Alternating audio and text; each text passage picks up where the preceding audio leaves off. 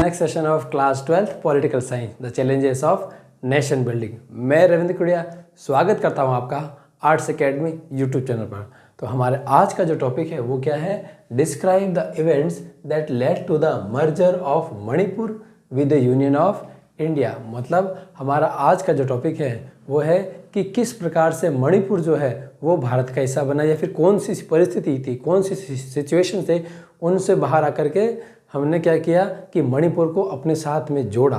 मतलब आपको पता ही है, हमने पहले ही बता रखा था क्या, जब देश आज़ाद हुआ था उस समय पर हमारे देश में 565 रियासतें थी।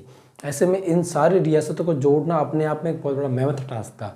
तो उसी टास्क के प्रोसेस में हम पहुँच चुके हैं मणिपुर, कि मणिपुर में से क्या पॉलिटिकल सोशल सिचुएशंस थी जिनको हमने ओवरकम किया और मणिपुर को अपने यूनियन ऑफ इंडिया का पार्ट बनाया। तो चलिए शुरू करते हैं। देखो पहला तो इसमें क्या है कि महाराजा ऑफ मणिपुर। तो इसमें हमारा ना देखो एक बड़ा सवाल तो है, इन बड़े सवालों के अंदर हमारे छोटे सवाल भी बनते हैं साथ में। तो बोला कि जब मणिपुर का भारत में एक्सेशन हुआ तो मणिपुर के राजा या महाराजा कौन थे, तो उनका नाम ये रहा हमारे पास में। मणिपुर के समय के राजा थे बोधचंद्र सिंह। तो बोला कि Maharaja of Manipur that is a Bodhchandra Singh signed the instrument of accession. हमने पहले ही बता रखा, इंस्ट्रूमेंट ऑफ एक्सेशन एक लीगल डॉक्यूमेंट है जिसकी सहायता से ही कोई जो है टेरिटरी है या फिर कोई भी प्रिंसली स्टेट है वो भारत का हिस्सा बन सकती है, फिर भारत उसको हिस्सा बना सकती है। ये एक लीगल डॉक्यूमेंट है। हमें करवा लेंगे लास्ट में छोटा सवाल, ठीक है ना, कि इंस्ट्रूमेंट ऑफ एक्सेशन क्या है, 1 नंबर के आ जाएगा, ठीक है ना, एक शॉर्ट बना देंगे अपन, कोई दिक्कत नहीं है। विद द इंडियन गवर्नमेंट, बोला कि इंस्ट्रूमेंट ऑफ एक्सेशन साइन किया किसके साथ में, भारतीय सरकार के साथ में साइन किया। ऑन द अश्योरेंस, अश्योरेंस मतलब कोई जब आपको कोई वादा करता है ना कि भाई मैं आपको वादा करता हूँ, मतलब वो आपको अश्योरेंस देता है, सुनिश्चित करता है दैट द इंटरनल ऑटोनॉमी। हाँ, ये एक ऐसा वर्ड है जो हमारे लिए बहुत काम आएगा आगे के कई टॉपिक्स के अंदर, या फिर हमारे पूरे ना ये जो मर्जर वाले प्रोसेस में यही काम आएगा। Internal autonomy of Manipur would be maintain. बोला कि देखो सबसे पहली बात कि मणिपुर का महाराजा कौन है, मणिपुर का महाराजा बोधचंद्र सिंह। तो हमारा एक एमसीक्यू सवाल सीधा यहाँ से निकला कि who was the Maharaja of Manipur. तो Maharaja of Manipur at the time of accession of Manipur to India was Maharaja Bodhchandra Singh. पहला सवाल। दूसरा सवाल क्या, आगे बढ़ते हैं। बोला कि महाराजा बोधचंद्र सिंह ने हमारे साथ में इंस्ट्रूमेंट ऑफ एक्सेशन एक कंडीशन पर साइन किया, भारत सरकार के साथ में अश्योरेंस, मतलब जो वादा हमने किया उस कंडीशन पे किया कि internal autonomy of Manipur would be maintained. मतलब क्या हुआ, देखो ऑटोनॉमी को समझो आप पहले। ऑटोनॉमी का मतलब ये होता है कि स्वायत्ता। स्वायत्ता का मतलब क्या है कि देखो हम आपके संघ का शामिल होने जा रहे हैं, लेकिन हम आपके संघ का हिस्सा है, लेकिन उसके साथ साथ में राज्य के स्तर पर, प्रांत के स्तर पर हमारे पास में कुछ फ्रीडम होनी चाहिए, हमारे पास में कुछ ऐसे सब्जेक्ट्स होने चाहिए जिन पर हमारा एब्सोल्यूट कंट्रोल हो, उसमें यूनियन गवर्नमेंट आपको इंटरफेयर नहीं करे।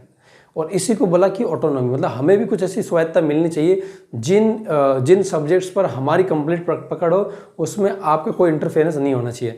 अगर आपने, जैसा आपको पता, आपने क्लास 10th पास कर गई, जब आपने क्लास 10th पढ़ी तब उसके अंदर एक ना आपके ना डेमोक्रेटिक पॉलिटिक्स में एक चैप्टर है, सेकेंड चैप्टर। उस सेकेंड चैप्टर में आपका एक चैप्टर का नाम है फेडरलिज्म। और उस फेडरलिज्म के हमने अंदर क्या देखा कि जब आप सेलिएंट फीचर्स ऑफ फेडरलिज्म और डिवीजन ऑफ पावर की जब बात करते हैं तो उसके अंदर 4 लिस्टों का जिक्र होता है। क्या, union list, state list, concurrent list, और चौथा है रेजिडुअरी पावर्स।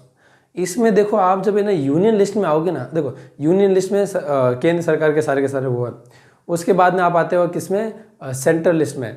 तब यार देखोगे जो लॉ एंड ऑर्डर है, मतलब कानून प्रशासन की जो व्यवस्था है, जो स्टेट जो मेंटेन करेगा वो स्टेट के पास में रखिए। बोला कल को क्या होगा कि कोई भी सेंट्रल एजेंसी आएगी और आपके स्टेट में इंटरफेयर करेगी, पूरे ना पब्लिक ऑर्डर डिस्टॉर्ट कर देगी, पॉलिटिकल इंस्टेबिलिटी क्रिएट कर देगी, किसी को भी आदमी गिरफ्तार कर लेके चले जाएगी। मान लीजिए कि वो सिविलियन भी हो सकता है, मान लीजिए कोई मंत्री नेता भी हो सकता है। तो ऐसे में क्या हुआ कि ये डिसाइड किया कि लॉ एंड ऑर्डर स्टेट का सब्जेक्ट रहेगा और बाकी के सब्जेक्ट पर उन्होंने विचार विमर्श करें कि भाई ये तुम्हारे रहेंगे, ये सेंटर के रहेंगे, ये स्टेट्स के रहेंगे। लेकिन उसमें सबसे स्पेसिफिक मेंशन किया हुआ था कि जो आपका लॉ एंड ऑर्डर है वो आपको देना किसको, स्टेट को ही, ताकि उनकी ऑटोनॉमी रह सके कि अपने वहाँ पर वो शासन कर सकें। इसलिए आप देखो ना, अभी कई बार बीच में मेट्रो था क्या कि वेस्ट बंगाल की जो चीफ मिनिस्टर है उन्होंने सीबीआई की कंसेंट से अपना नाम वापस ले लिया है। बोला कि अब से उनके स्टेट में सीबीआई मैटर्स में इंटरफेयर नहीं कर पाएगी, या फिर ना सीबीआई को केस और नहीं ले सकते यहाँ पर, क्योंकि जब तक स्टेट गवर्नमेंट अलाउड नहीं करेगा तब तक सीबीआई नहीं आ सकती। कई बार देखते हो ना कि आप एक जगह से कोई है ना जो क्रिमिनल क्राइम करके दूसरे स्टेट में भाग जाते, क्यों? क्योंकि वहाँ का लॉ एंड ऑर्डर वो स्टेट का था, इस स्टेट का लॉ एंड ऑर्डर इसके पास में, तो अगर ये यहाँ पर आएंगे भी तो इनसे परमिशन लेंगे, इतना लंबा प्रोसेस होगा कि वो उसको पता चल जाएगा। तो देखो हर चीज़ के फ़ायदे नुकसान सब अपनी जगह, लेकिन ये बिल्कुल सही था कि स्टेट को ऑटोनॉमी मिलनी चाहिए, क्योंकि ये अपने आप मान लेते हैं कि भाई डेमोक्रेसी में ना राजा का राज जाना चाहिए, जनता का शासन आना चाहिए, वो बातें सारी सही है। लेकिन कई बार ये भी तो हो सकता है नहीं कि जो सेंटर में है वो इतना स्ट्रॉन्ग, सेंटर में होने वाला कंट्री जो गवर्नमेंट को कभी इतना स्ट्रांग नहीं बन जाना चाहिए कि वो आपके जो बाकी के जो राइट्स उनको सब सेट कर दें। इसलिए ये बिल्कुल सही डिमांड थी कि इंटरनल ऑटोनॉमी की।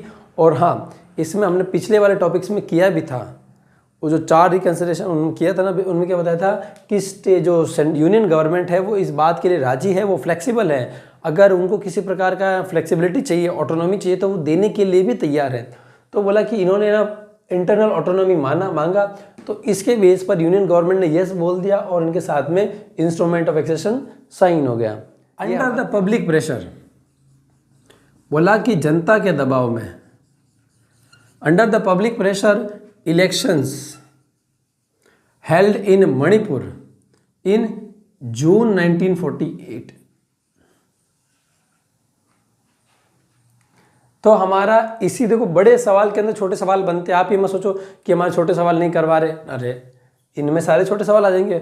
और रही बात जो मिसलेनियस टॉपिक्स हैं जो इनमें रह जाएंगे, आपको मैं कह रहा हूँ कि आप हमारे शॉर्ट्स देखते रहिए, उन शॉर्ट्स के अंदर ही हम लेकर आएंगे, क्वेश्चन आंसर फॉर्मेट के अंदर लेकर आएंगे। कैसे? फॉर एग्जाम्पल दे दे कि ना आपके प्रीतम अमृता ने जो ना कौन सी पुस्तक थी जिसका, सॉरी मंथली मैगजीन थी जिसका उन्होंने क्या किया, संपादन किया या एडिटिंग किया, तो ना पता है आपको, नागमणि।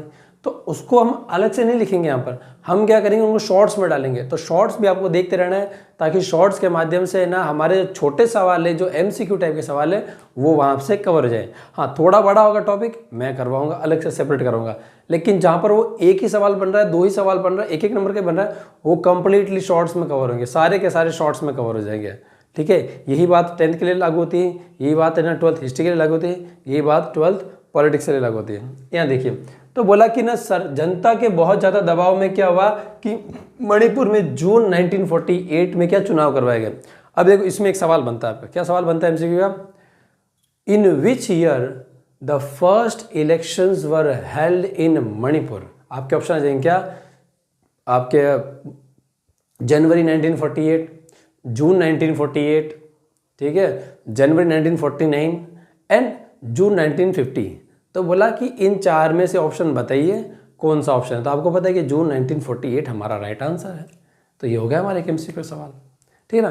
तो बड़े सवाल में छोटे सवाल भी छुपे हुए थे, तो बड़े सवाल को ऐसे पढ़िए कि छोटे सवाल भी कवर हो जाए, ताकि हमें बार बार देखना ना पड़े। Manipur was the first state, very good, कितने सारे सवाल इसके अंदर। Manipur was the first state to hold elections based on UAF। ये है सबसे शानदार सवाल, सबसे मतलब अब तक का कहते हैं ना कि एकदम क्वालिटी वाला प्रोडक्ट, कि इसका तो है ना हमेशा ही क्वेश्चन बनने की प्रोबेबिलिटी रहेगी।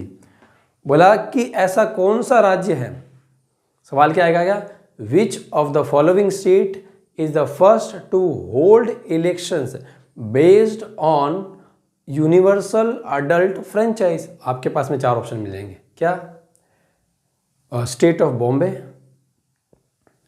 यूनाइटेड प्रोविंस, मणिपुर, और फिर आपको एक और दे देगा आपके जैसे पंजाब। तो आपको पता है इसका आंसर क्या है? इसका सीधा सिंपल आंसर है Manipur. Manipur was the first state to hold elections on universal adult franchise. अब आपको ये भी पता है कि यूनिवर्सल अडल्ट फ्रेंचाइज क्या होता है? यूनिवर्सल मतलब सार्वभौमिक, सभी के लिए एप्लीकेबल है। एडल्ट का मतलब 18 से ऊपर वाले लोग, और फ्रेंचाइज का मतलब हमने आपको कई बार बता रखा है, 10th क्लास में मैंने बहुत बताता हूँ मैं। फ्रेंचाइज का मतलब होता है वोटिंग राइट। फ्रेंचाइज के लिए कई बार वर्ड यूज करते हैं सफरेज। सफरेज और फ्रेंचाइज दोनों का मतलब होता है वोटिंग राइट। बोला 18 साल के ऊपर के सभी व्यक्तियों को वोटिंग अधिकार मिलना ही यूनिवर्सल अडल्ट फ्रेंचाइज है। ठीक है ना। अगर मान लो क्या क्या एक नंबर क्या, what is universal adult franchise, तो आप क्या बोलोगे, person above 18 years of age is allowed or eligible to cast vote in the elections provided he follow the legal procedure। मतलब डॉक्यूमेंट प्रोसेस पूरा कर दे, बस यही। Except Congress other political party were oppose to joining India. मतलब मणिपुर में सिवाय कांग्रेस के सभी लोगों ने इसका विरोध किया। क्या कि हमें यूनियन ऑफ इंडिया के साथ में नहीं जाना है, हमें इनके साथ में नहीं रहना है। सिर्फ और सिर्फ कांग्रेस ही जो थी वो आपके इस मर्जर के साथ में गिरी थी, क्योंकि वो इंटरिम गवर्नमेंट में कांग्रेस के लोग हैं, यहाँ पर भी कांग्रेस के लोग हैं। तो ये लाइन आपकी किताब में ऐसी नहीं लिखी है, मैंने इसको सिंप्लीफाइड किया है। उसमें तो आपको 3 लाइन की लंबी किताब लिखी हुई है, एकदम घुमा करके लिखी हुई, एकदम इस कान सीधा पकड़ सकते, लेकिन उसने कान सीधा नहीं पकड़ा, उसने कान ऐसा, मैं तो ऐसे पकड़ूंगा। अरे भाई कोई आप, इसलिए ना कई बार मैं क्या करता हूँ कि लैंग्वेज को सिंप्लीफाइड कर देता हूँ ताकि आपको आसानी से समझ में आ सके। ठीक है। Finally government of India succeeded in merging Manipur into Indian union in September 1949। देखो ये रहा हमारा, बोला कि सितंबर 1949 में, कब बोला कि सितंबर 1949 में मणिपुर भारत का हिस्सा बना। ठीक है। तो ये है हमारा अगला एमसीक्यू का सवाल, क्या, इन विच ईयर, या दूसरे शब्दों में बोले तो क्या, when Manipur become part of India. Option A January 1948, January 1949, ठीक है, और सितंबर 1949, और लास्ट में आपका दिसंबर 1949। आपको पता है हमारा आंसर क्या है, सितंबर 1949 was a period when Manipur became the part of union of India. है क्या नहीं? तो सिंपल सा सवाल है हमारा। अब देखो इसके अंदर कितने सवाल बन गए, 1 2, ठीक है, फिर बाद में 3, फिर 4, ये 5, मतलब एक नंबर के तो हमने 5 सवाल इसमें से बना दिया, और 2 नंबर का देख खुद है कितना बड़ा टॉपिक है ये, तो one of the best topics है। हाँ अभी देखो इसके अंदर थोड़ी सी रीड बिटवीन द लाइन रहेगी इसके अंदर, वो देख लेते हम। तो बोला कि जब है ना ये सब कुछ हुआ, तब वो जो स्टेट असेंबली जो थी ना मणिपुर की, उन्होंने इसका बहुत विरोध किया। बोला कि आपने ऐसे कर लिया, हमसे पूछा ही नहीं, आप तो हमारे सब असेंबली का रिस्पेक्ट ही नहीं करते, सब कुछ आप अपने अनुसार ही कर लेते हो। ऐसा नहीं था, दबाव मणिपुर के राजा पर भी था, क्योंकि आप तो जानते हो पटेल साहब को, उन्हें पता है कि किस प्रकार से काम करवाना आता है, तो उन्होंने करवाया भी, और काफ़ी अपोजिशन भी हुआ, लेकिन फिर फाइनली हमने उनके साथ में जैसे तैसे करके ना उनको प्रेशराइज करवा करके इंस्ट्रूमेंट ऑफ एक्शन साइन करवा लिया। तो ये था हमारा ये वाला टॉपिक, ठीक है ना। अगर आपको वीडियो अच्छा लगता है तो आपको पता है कि जो लपक रहा है लाल कलर का, इसको प्रेस कर देना है, ठीक है। अगर कोई सवाल है तो ये रहा कमेंट वाला, यहाँ पर कमेंट कीजिए, ठीक है। और रही बात, हमारी वीडियो को शेयर कीजिए, देखो आ रहा है नीचे, शेयर का बटन दबा दीजिए इस पर, ठीक है ना, तो शेयर कीजिए। और इसके अलावा बाकी की क्लासें आपके आते रहेगी। हाँ शॉर्ट्स जरूर देखते रहिए, शॉर्ट्स को मत छोड़िए, क्योंकि शॉर्ट्स जो है वो हमारे MCQ 1 नंबर और वेरी शॉर्ट टाइप के जो क्वेश्चन है मैं वहाँ कवर कर रहा हूँ। तो शॉर्ट्स छोड़ना नहीं है आपको। कितना है, 15 सेकेंड, 30 सेकेंड, मतलब है ना, आप उबासी लेके पूरा करोगे तो 30 सेकंड निकल जाते हैं। मैं ये नहीं कह रहा हूँ कि आप उबासी लेते हो मेरा वीडियो देखो, शॉर्ट देखो, नहीं, मैं ये कह रहा हूँ कि 30 सेकंड क्या मायने रखता है। 30 सेकंड तो ये है कि मतलब है ना, आप खाना खाने के लिए थाली भी लेकर के आओगे ना, किचन से थाली भी निकालोगे ना सब्जी लेने के लिए, 30 सेकंड उतने में निकल जाते हैं। तो शॉर्ट्स आपको पूरे देखना है और सारे देखना है ताकि सारा कवर होता रहे। तो हम क्योंकि शॉर्ट्स में इसलिए लाते को क्या होता है ना, कई बार बड़ा वीडियो होता है ना, तो वो वीडियो में ना जो मेन टॉपिक होता है ना, उस मेन टॉपिक के तले दब जाता है वो छोटा सा टॉपिक। इसलिए ना हमने जानबूझ के क्या किया, उनको शॉर्ट्स में अलग ही रखा हुआ है कि नहीं है। कभी आप सोचो ना, हम डेमोक्रेसी की जब बात करते हैं, फेडरलिज्म के बारे में बात करते हैं, तब क्या बोलते हैं, यूनियन गवर्नमेंट है, स्टेट गवर्नमेंट है, फिर लोकल सेल्फ गवर्नमेंट है। कभी सोचा लोकल सेल्फ गवर्नमेंट क्यों आई? बोला कि जनता के जो डेली लाइफ के जो मुद्दे हैं वो MLA MP सॉल्व कर ही नहीं पाता है, क्योंकि जब कभी भी वो अपने प्रॉब्लम लेके जाएगा तो उसके टाइम एनी टाइम तो 400-500 लोग घिरे हुए रहेंगे, कभी भी वो आदमी फ्री नहीं होता है। और आप क्या, आपके डेली लाइफ की प्रॉब्लम में क्या है कि यही ना कि पिछले 4 दिन से पानी नहीं आया, रोड लाइट ख़राब है, रात के समय पर यहाँ पर चोरी चकारी का डर रहता है, या फिर है कि नहीं है, सीवरेज का कनेक्शन प्रॉपर हो नहीं पा रहा है, कनेक्शन लेना है आपको, ये है ना, ये आपको डेली बेसिक लाइफ का है ना। तो हमने क्या किया, लोकल सेल्फ गवर्नमेंट बना दिया, और इसमें जो रिप्रेजेंटेटिव जो होता है ना वो आपके मोहल्ले में ही रहता है। 90% 90 to 99% में कैसे नहीं होता है कि जो आपका जो पार्षद होता है वो आप ही के मोहल्ले का होता है, किसी और मोहल्ले का नहीं होता है। वो इसीलिए तो लेके आए ना, ताकि वो एट द बेस्ट पॉसिबल कम से कम समय में आपकी प्रॉब्लम का सोल्यूशन कर सके। तो हमने इसीलिए ना जो छोटे सवाल है उनको शॉर्ट्स में डाल दिया पूरा का पूरा। ऐसा में क्या होगा, अब आपको है ना, मतलब आप, ये हमारी वीडियो आपको पता है, कोई वीडियो 15 मिनट की, कोई 20 मिनट की होती है, कोई 25-25 मिनट तक चलती है। ऐसे में क्या होता है कि आप एक बड़े क्वेश्चन के लिए तैयार, हम आप वो बड़े क्वेश्चन के लिए तैयार कर रहे थे उस समय पर आपको लिए, और छोटे सवाल उसके बीच में आके चले जाते हैं, आप भूल जाते हो। अब क्या है कि शॉर्ट्स पूरा अलग रखा हुआ है हमने, इसमें क्या आपको पता है कि ये शॉर्ट्स वाला है, तो आपको क्या, अगर आपको हाँ भाई इस चैप्टर का मुझे ना छोटे वाला सवाल कवर करना है, तो आप गए हमारे प्लेलिस्ट में, वीडियोस में गए, शॉर्ट्स में खोला और देखा कि हाँ ये यहाँ पर है, तो आपने क्लिक किया, फटाफट 30 सेकंड में आपको फटाफट, मतलब वो क्विक है वो एक ऐसा हमने बना रखा है कि अगर आप एग्जाम से अगर एक दिन पहले भी अगर हमारा शॉर्ट्स देखते हो तो आपको हार्डली, मैं बता रहा हूँ 1 घंटे से ज़्यादा का समय नहीं लगेगा पूरे के पूरे 5-6 चैप्टर्स के कवर करने में। क्यों? एक शॉर्ट्स बनता है 30 सेकंड का, मैक्सिमम 30 सेकंड का शॉर्ट बनता है, 30 से 60 सेकंड का शॉर्ट्स बनता है एक चैप्टर में। मैं कहता हूँ कि अगर 10-20 शॉर्ट्स है, चलो छोड़ो 20 शॉर्ट्स ले लिए अपन ने, बहुत ज़्यादा शॉर्ट्स ले लिए, ज़्यादा सवाल बने, एक में 20 शॉर्ट्स है। आपके पॉलिटिकल साइंस लगभग 16 से 17 चैप्टर्स हैं, 17 दूनी 34, 340 शॉर्ट्स बन गए।